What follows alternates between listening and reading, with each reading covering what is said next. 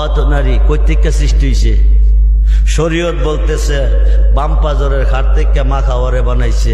হাকিকত বলতেছে, মারিফত বলতেছে আল্লাহ নিজে নারীর রূপ ধারণ করে বাম পাশে দাঁড়াইছে। তার এই কথা দ্বারা তার তো দুর্রা মারা ওয়াজিব। তার এই কথার পরিপ্রেক্ষিতে তাকে দুর্রা মারতে হবে। আসসালামু আলাইকুম ওয়া রাহমাতুল্লাহি ওয়া বারাকাতুহু। প্রিয় সুন্নি মুমিন মুসলমান সকলকে মুবারকবাদ জানাচ্ছি। সবচেয়ে বড় আশ্চর্য এবং হাস্যকর বিষয় হলো আব্দুর রহমান রেজভী নামক এক জাহেল মূর্খ মৌলবী বলে যে শরীয়তে মা হাওয়াকে আদম আলাইহিস সালামের বাম পাজর হাড্ডি দিয়ে বানাইছে, আর হাকিকতে এবং মারিফতে নাকি আছে আল্লাহ নিজে নারী রূপ ধারণ করে, অর্থাৎ আল্লাহ নিজে মা হাওয়ার রূপ ধারণ করে আদমের পাশে গিয়া দাঁড়াইছে। এখন আপনারা বলেন এখন কি বলা যায়? এই সমস্ত জাহেলের তো একটা তাসির সারা জাহেল, এত এমন একটা বর্বরা, না জানে বাংলা শুদ্ধ করে বলতে, না ইংরেজি একটা লেসন বলতে পারে, না একটা আরবি শুদ্ধ করে বলতে পারে, না কোরআনটা সহি করে শুদ্ধ করে বলতে পারে।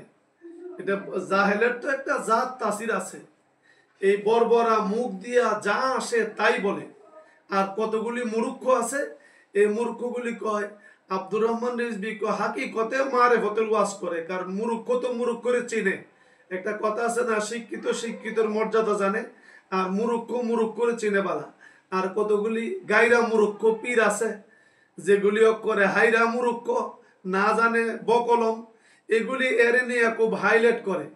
আর ওই সমস্ত মুরিদদেরকে নিয়ে, ওই সমস্ত জাহেল পীরদেরকে নিয়ে বড় বড় নামে কথা বলে, আর বলে যে না আব্দুর রহমান খুব সাংঘাতিক তরিকতের ওয়াজ করে, মারিফতের ওয়াজ করে।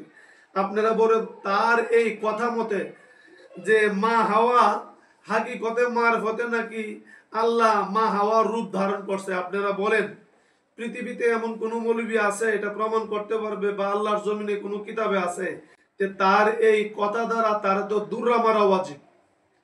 তার এই কথার পরিপ্রেক্ষিতে তাকে দুর্রা মারতে হবে, তার উপর কুফরিয়াত লাজেম। এটা এমন হাইরা মূর্খ, আরবিও জানে না, বাংলাও জানে না, আরবি দেখাও শুদ্ধ করে পড়তে পারে না, ইংরেজি তো বলতে পারেই না, বাংলা শব্দটা পর্যন্ত উচ্চারণ করতে পারে না। এই জাহেলদারে কতগুলি জাহেলে দাওয়াত করে সুন্নিদেরকে এই বিভিন্ন মানুষের কাছে প্রশ্নবিদ্ধ করেছে, শুধু একমাত্র এই জাহেলগুলি মৌলবীদের কারণে। এই জাহেল মৌলবীরে আজ থেকে প্রায় 23-24 বছর আগে আমি স্টেজে তাকে বেইজ্জতি করেছিলাম, সরাসরি স্টেজে, এই বিজয়নগর থানা শ্যামপুর গ্রামে স্টেজের মধ্যে তাকে বলেছিলাম আন্তাজি মান্তাজি এক কিতাবের নাম কয়ে বইছে। আমি তখন বলেছিলাম কিতাবের মলটটা কোন কালার এটা বলতে পারবানি।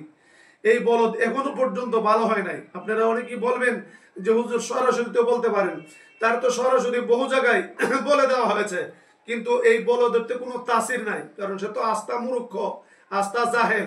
এই জাহেলের ওয়াজ শুনলে তো ইমান জীবনের জন্য শেষ হবে, মাহফিলের বরকত রহমত তো শেষ, এবং এই আমল করলে ওয়াজও শেষ, প্রত্যেকটি মানুষের উপরে কুফরিয়াত লাজেম এবং ইমান বিধ্বংস। আপনারা বলেন এই জাহেল কি বলবেন? তাকে ধরে এনে আমি যদি কোথাও তাকে তার সামনে পাই, প্রকাশ্যে যে কোনো জায়গায় প্রকাশ্যে আমি তাকে হাজার হাজার মানুষের সামনে তাকে আমি প্রকাশ্যে তওবা করাবো, যদি আর কোনোদিন আমার সামনে পড়ে। এই বলদরে পড়াইছে কাটা, তার উস্তাদের নাম কি? বলদের তো একটা জাত তাসির আছে। এই বলদের কারণে আজকে সুন্নিরা বিভিন্ন কারণে বিভিন্ন প্রশ্নের সম্মুখীন হয়। আল্লাহ রাব্বুল আলামিন এই জাহেলদের থেকে যেন আমাদেরকে হেফাজত করেন। আমি সতর্ক করছি সমস্ত সুন্নিদেরকে, এই জাহেলগুলাকে বয়কট করুন। এই জাহেলদেরকে বয়কট না করলে সুন্নিরা জায়গায় জায়গায় লাঞ্ছিত হবে, অপমানিত হবে, বেইজ্জতি হবে এবং প্রশ্নবিদ্ধ হবে। এবং রেজবিয়া দরবারকে বলবো যে তার নামের পিছনে যেন কোনোদিন রেজবি শব্দটা ব্যবহার না করে, কারণ তার কারণে পুরা রেজবিয়া দরবারে প্রশ্নবিদ্ধ হচ্ছে এবং সমালোচনা হচ্ছে। আমি এই জন্য সকলকে জানিয়ে দিচ্ছি এই জাহেল থেকে নিজেদেরকে যেন হেফাজত করা হয়, এই জাহেল থেকে যেন নিজেদেরকে দূরে সরে রেখে দেওয়া হয়, এবং আল্লাহ রাব্বুল আলামিন আমাদেরকে যেন সঠিক বুঝ দান করেন। আমিন সুম্মা আমিন।